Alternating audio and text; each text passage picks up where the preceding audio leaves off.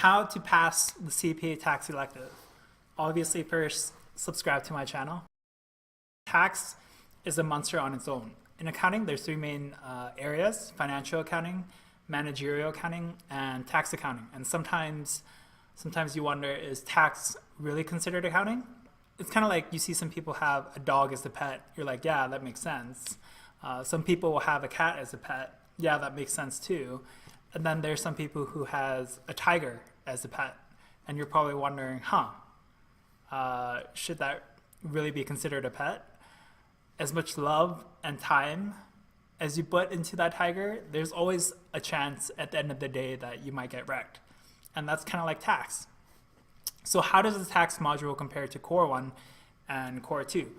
I would say, based on my experience, it was harder than both Core 1 and Core 2 combined. The work and time that I put into the tax elective was probably twice the amount that I put into Core 1. For the exam in Core 1 and Core 2, you had one big case and approximately 75 MCQ. In contrast, for the electives, you'll still have 4 hours to complete your exam. However, this time you'll have 2 cases to write and approximately 15 MCQs. So for me, I spent 2 hours on the big case, 1.5 hours on the medium-sized case, and approximately 20 to 30 minutes on the MCQ.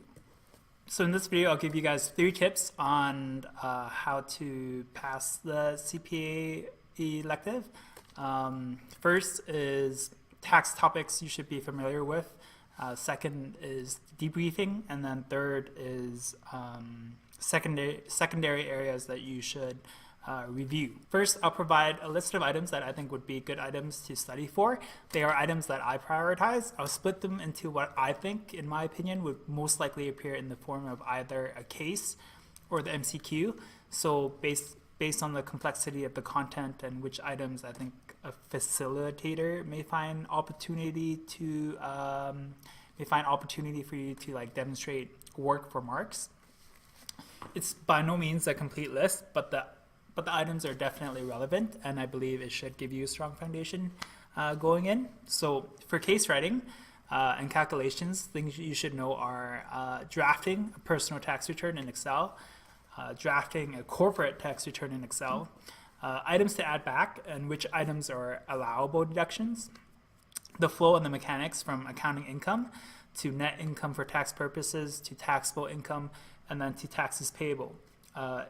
Incorporation and rollovers, such as Section 85, Section 86, purchase of assets versus purchase of shares, capital assets, UCC, CCA, recapture, terminal loss, and being able to draft a chart on Excel to show total CCA to claim for the year, and the ending UCC balances for each CCA class.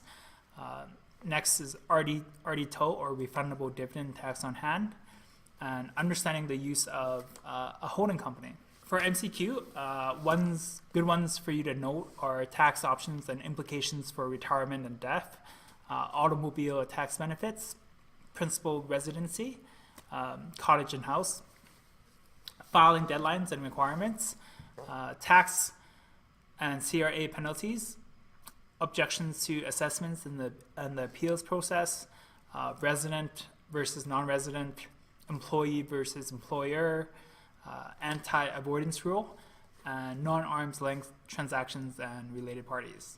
In the second tip, debriefing, you should debrief 2 to 3 times the extent that you put into your submissions. Don't spend too much time trying to make your submission perfect. Do enough that you will get RC, or the grade for the submission.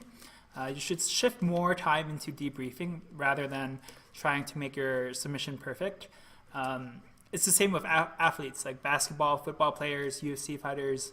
They rewatch their gameplay or fights to see where they could have done better and where they went wrong.